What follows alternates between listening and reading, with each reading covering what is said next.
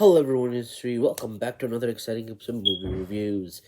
Um, I watched the original Spider-Man from 2002. Does it hold up to this 2021 from Sam Raimi genre? Yes, it still does. One of the fantastic movies I've seen with Tom Maguire. Reason why I'm watching 1 and 2. I'll probably watch 3 as well. I'll probably watch it at my friend's house today, maybe. But as of right now, um, does this movie hold up to this date? Like I said, it still does. It's one of the best movies I've seen. When I watched it, it actually made me love this movie way more. Way more than I expected to still. I watch this every time. So it's still good, action packed, good movie. I found out the posters came out the posters that people got, the exclusive posters when they saw this movie, that was actually revoked because of the 9/11 thing with the Spidey. His lens had twin towers in it. Those were revoked actually before, and I never got one. So I mean, with the Spider-Man, that looks kind of rare poster, I guess, for Spider-Man 1. It sucks I didn't get it, but oh well. I mean, at least I love the movie still. But like I said, this movie's still one of the best movies. Really enjoyable. Tom Maguire, Spider Man, fantastic. Kristen Dunst as Mary Jane, still good. Willem Dafoe as the Green Goblin, fantastic. Harry Osborn, James Franco as Harry Osborn, phenomenal. He does a good job. J.K. Simmons as Jj Jameson. Oh my god, he's still funny as hell. I still love him. J. J.K. Simmons. He does a fantastic job as acting. He got it all. I mean, he got it all. Rosemary Harris is Aunt May. I don't know why they bring her back in the Tom Holland saga. I believe they wanted to make MJ more younger and hotter. It's fun, I guess. Who cares? Kind of weird, but I don't care. We'll talk about those stuff when it gets to the when we watch the No Way Home. We'll talk about that too as well in that particular video. But let's continue actually. Rosemary Harris and May, phenomenal. She does good. Cliff is Rob Stern. He is Ben Parker. Uh, to Spider Man's or Peter's uncle and Aunt May, but mostly he calls him father anyway. They don't explain the father and the mother duo in this one. I mean, this movie doesn't explain as much about the father and the mother part. I'm not sure if they did, but this is actually lightly explained. I'm not sure how that works in this particular part, but I don't know. But it's still a really good movie. But he died a while back. Joe Mancuso, I think it's Flash Thompson. Let me see. Yeah, he's still good. All right. Yeah, he's got Flash Thompson. He's still good. Elizabeth Banks is Brittany Brandt. Oh yeah, she was pretty. I'll give her that. She's very gorgeous, actually. Brittany Elizabeth Banks as Brittany. She's pretty cute. I'll really give you that. Bill Hunn as Robin Robinson. He did die too. I think he was there in Spider-Man 1 and 2 before he died afterwards. I'm not sure if he was in any other films. I doubt it. But he did die afterwards. Ted Raimi. Raimi? Sam Raimi. I think they're both like brothers, I guess, with Sam Raimi trilogy. I really don't know. But yeah, Hoffman. Oh man, he was cool. Okay, good. At least he's still alive. Cool. I liked him. They should actually bring back Hoffman actually in No Way Home. That for me kind of cool. Like Hoffman, he's so pretty cool with Jackie. Awesome, pretty cool. Pretty cool, awesome though. Cameo actually. Like I said, Rady Savage. Oh, okay, he did die. Okay, that is sad actually. Did not notice that he did die. In 2011, did not know that he did pass away though. I mean, he did a good job as a wrestler. What's his name? Michael. Oh yeah, the Michael Papa John. Papa John. Papa John. He plays the cash register thief dude. Uh, and Jack Beats plays plays as Harry Binkling at the Oscorp's company actually. And Alfred Molina.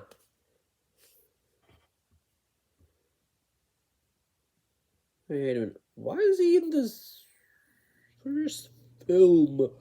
That's weird. I don't know why. Wait a minute. I don't know why Alfred Molina is. He's in the first. I think. I don't know why he's in the first movie though. That is kind of odd. Wait a minute. Yeah, I think he was in the first movie afterwards. Yeah, but I mean, was he in this film? I think he was. Give me 1 second, because I really don't know. Oh,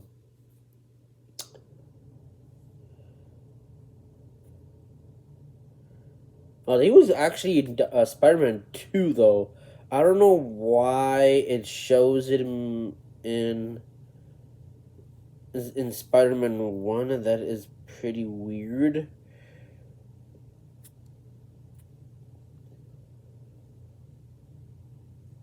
Okay, for weird reason, I don't know why the character thing shows Alfred Molina in shows him in Spider-Man 2002. I think that's just the editing cast error, I guess.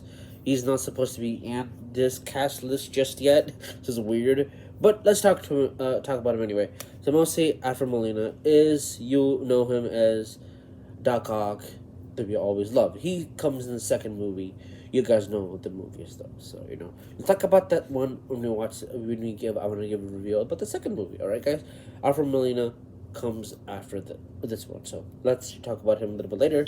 But he is a character that we will get to meet in the second movie. You already know him as Doc Ock, so you don't have to worry about it because you already know this movie. You already seen this movie, so you're all good. You don't have to put any spoilers to this because you already know about the film. If any kids have seen it or have not seen it, not click on my video. Just watch it if you like. Alright, let's continue anyway. What's this one? Gray Breaker. Oh, okay, I know him now. Oh, he is young. Older. Gray Breaker is Maximus Frang. I think he is one of the Oscorp's associates over there too as well. Norman Osborn's kind of like a friend in a way, but most of the characters in this film do die. Like you would probably know, like all the executives from Oscorp do die. That is pretty bad. So, Stanley Anderson. I didn't know he died, but okay, that's sad. But he was also executive of Oscorp Industries. Ron Perkins plays Madeline Sturdom. Mendelin Sturdom. He's one of the friends of Norman Osborn, helping with his secret invention he's making to make him any superhumans human or whatever it might be. Lucy Lawless. Punk Girl Rock. I don't know who that person is. Beats me. I don't know. Daniel Gillies is Jj Jameson. I don't know these typical people. I'm not sure. Jj Jameson. It might be his son or whatever, and might be. I really don't know why he is mentioned in the character list, but whatever. But David Capia. I don't know who that person is in general. Wait a minute. Is he the?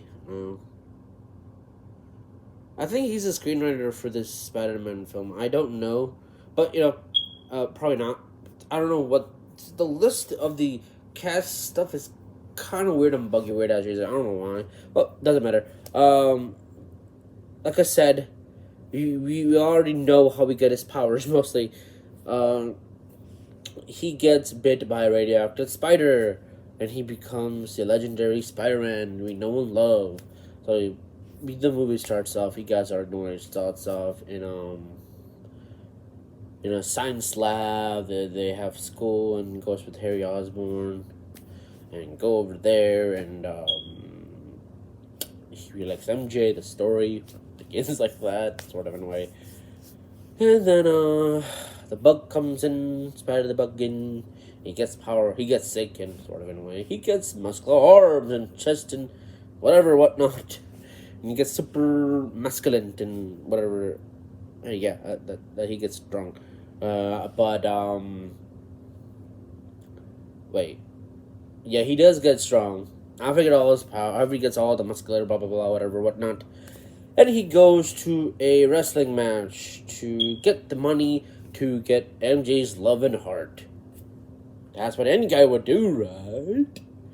But after that happens, the register guy, the bank teller dude who runs the wrestling match arena, actually, he was supposed to beat the guy in 3 minutes to get the $3,000 to get Mary Jane's love. But the problem is, Peter pinned him in two, so he probably did not get 3,000 or whatever that means. Or maybe the other guy actually just didn't want to give the money because he's a fucking cheapskate douchebag. Mostly he didn't give the money out because he's a con artist, buttlord of freak. He did it. He won. Peter won and beat Bonesaw's ass. You know what I mean? Beat him in the ring. Well, he should have probably gotten the $3,000 in my own opinion. If that happened, if he gave the money to Peter and he'd be on his way, and if he that guy, he got robbed, right? Or the dude who was a douchebag. If he got robbed, Peter probably might have stopped him, but whatever. And maybe, wink wink, probably Ben Parker probably would not have been dead. Let's talk about Ben Parker. When Peter did not do that, he mostly wanted to take revenge on the bank teller dude. So mostly after that happened, he was seek revenge on the douche dude. Didn't give the $3,000 money to him, and after that,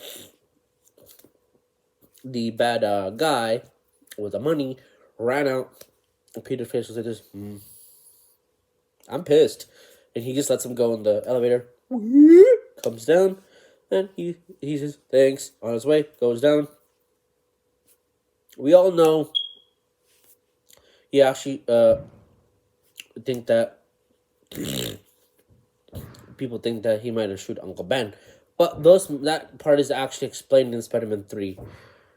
How he died, who killed him, things like that. So yeah, let's continue with this one. So after that happened, Uncle Ben dies and things like that. Takes responsibility, things like that. He holds Uncle Ben's hand. He dies. Then he accidentally fell from a pipe. Breaks feet. Splatter. It didn't actually splatter. This is not rated R. If it was rated R, I shit no, that's definitely remember blast splatter or blood of rated R-ness. But it's Spider-Man, PG-13. I still love it. Let's continue. Well, he does die. After he's dead, then he gets sad, and May talks to him, blah, blah, blah, loves him, something like that, whatever that is, all that stuff. And he becomes Spider-Man with the suit, cool design. I like the fact that design is pretty cool, that Spider-Man design. But the problem is, they don't actually show him actually making the outfit. That is the weird part. But, I wish it was, like, a little bit where that he was designing the outfit. Pretty cool. He is smart, you know what I mean? He could probably design the outfit, make it kind of cool. I don't know. If you think about it, Andrew did the same thing. He managed to look for a suit, making the suit, design the suit. That's the thing I like about the particular film, because they were showing how he made the outfit, but in the Sam Raimi one, it's just a nitpick. Where with this one, he didn't show him he made the suit, but it's just a nitpick. But still, it doesn't matter. It's still an awesome film. Let's continue, shall we? But after that, we all know, we found that even Harry, Norman Osborn gets super villainous powers, right? He does, and after he injects himself with a weird Oscar gas, green gas, right? The green goblin goo, whatever, gas. And he tries it on himself, and he gets exposed to it, and he gets muscles, gets muscular, and Dr. Storm dies. After that, he becomes, Norman's arm becomes super, super evil, evil dude. And you guys know that story, how Norman Osborn becomes pure evil, and he kills everybody. He doesn't know what the hell he's doing. First, he becomes, he doesn't know what's going on because his I like the fact that Willem Dafoe knows how to act. Well, phenomenal acting for sure. He does his voice of Green Goblin of his character Goblin fantastically, and he does his Norman Osborn, his actor, phenomenal too. He does it in flip flops better, really good, phenomenal. I'm actually really happy Willem Dafoe is back as Green Goblin in the No Way Home. Oh, I can't wait for him to act in that one again. See his voice. Oh, that's gonna be cool. But like I said, Willem Dafoe as Green Goblin, fantastic. He comes. Yeah, watching him again as Green Goblin, phenomenal. He is supreme villain I really liked, and this movie makes it charm and fantasticness of this film is just phenomenal. And the action in this movie is really good. You guys know the story. I'm gonna explain it to you. It will take way too long to explain, and we already know that at the very end, you probably would know that MJ is the scaffolding, like, about to die. And mostly Green Goblin. Let's go to the end, shall we? Green Goblin actually takes Mary Jane, stuff like that. We already know Aunt May's still alive, don't worry. She's in the hospital, stuff like that, resting with the Green Goblin attack. But mostly, Goblin goes to MJ's house, grabs MJ and Mary Jane, and put her in the scaffolding. Woo! And on the bridge of Manhattan or something like that. I think that's where it was. And puts him in the Manhattan Bridge. Boop! And he's on top of the thing. She's on top of the thing. Then, when Peter, or Spider-Man, whatever his name is, you already know his name. Who knows? He wipes things to the Manhattan Bridge. And Green Goblin says, "Only fools are heroes." Then he grabs, he has the one side of Mary Jane, other side of the little kids that were inside of a, I don't know, some weird box thing, train, whatever. Well, I don't know what the hell. I forgot what they were called. But whatever. They were inside the thing. The wires were exploding. So, Goblin phones that thing.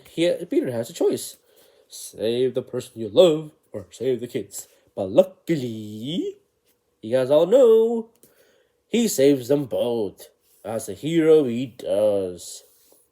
So, he saves them both. Then, after that happened, then the boss fight of Peter Parker and Spider-Man begins punching the thing inside of the home, inside of the house. Long house was abandoned in the bridge somewhere, whatever that is.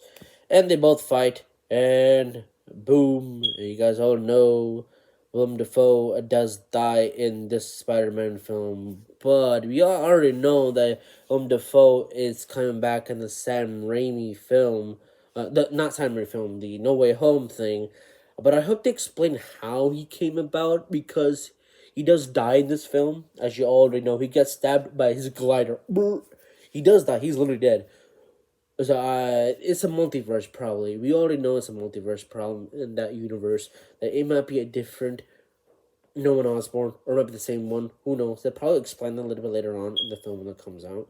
But that's my theory. It might be a different Norman Osborn of the Gobby. Who knows? But, yeah, he does die.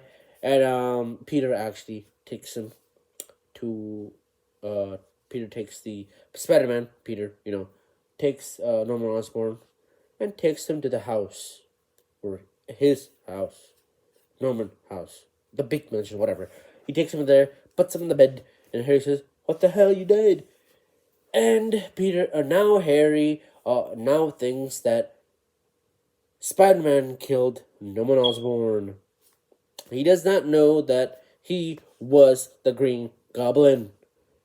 But the thing is, in the second movie, you already know, he kind of finds out later on about the thing, but if he knows, if he's the whatever the person might be is, and why, you should have known. And we'll talk about the second movie when we review that part. Okay. the good one about this one. All right. So after that happened, he will say, "Oh, and the part that other scene before this, what I was talking about." He says, "Don't tell Harry." He probably does not tell him. And then after that, the bed part I told you. Then Harry says, "What the hell you done?" Then now we're in the last scene of the. Now he is in the cemetery, and mourning of this thing. And Harry says, "One day Spider-Man will pay." Spider-Man will pay. Well, then after that, he did want to tell him, but we didn't want to. But after that happened, he Mary Jane wants to tell all the stuff he likes about him, stuff like that. And Mary Jane says, "I love him." They kiss. Eat that face, dude. After that, Peter, eat that face. And after that happened, um, Peter rejects Mary Jane and wants to only be his friend. That sucks. As a hero, he knows he doesn't want to bring her life in turmoil or in danger. I mean, I know what he did kind of was right, but he sacrificed his relationship to make sure she's protected and she's safe. So as a hero, he did what he had to do to make her life better and protect her from any kind of harm. But it's fine. It's kind of sad though, but it is what it is for a hero. They had to make sacrifices like that. That's how it is in the hero life. So after that happened, mostly this is his curse, his story, how he became Spider-Man, as you all know, and the credits. As like to mention here, there is no post-credit scene because it's kind of like the not the MCU right away as the Spider-Man, if you think about it. So, like I said, post-credit scenes was not invented after later on in the other Spider-Man films. So what do I think about this movie? As always, legendary 10 out of 10. This movie is one of the classic films I love. I really wanted to review this movie. Always, I never got the chance to do it. Now I have the time. And do I still like this movie? Fantastic. One of the classic films you'll love. Action-packed. Everything's phenomenal in this movie. Tells story is fantastic. Rotten Tomatoes gave it a 90. It should be much higher than that. Metacritic and IMDb 7.3 out of 10. Nah. It should be much higher, bro. I don't know why you guys made that low. It should be higher than that crap. But still, one of the classic films. Loved it. It actually holds the time to this date. 2021. It holds up. Really, it does. It's a classic movie. Guys, go see this at streaming. Go see it. Start watching it before the new Spider-Man comes out in 2 more weeks. Super hyped, guys. But this definitely is 10 out of 10. Love this movie. And thanks for watching this review of Spider-Man 1. I'll do the second one after this video. Thanks for watching, guys. Have a safe weekend as always. And see you for the next review of Spider-Man 2. Peace out, guys. And bye-bye.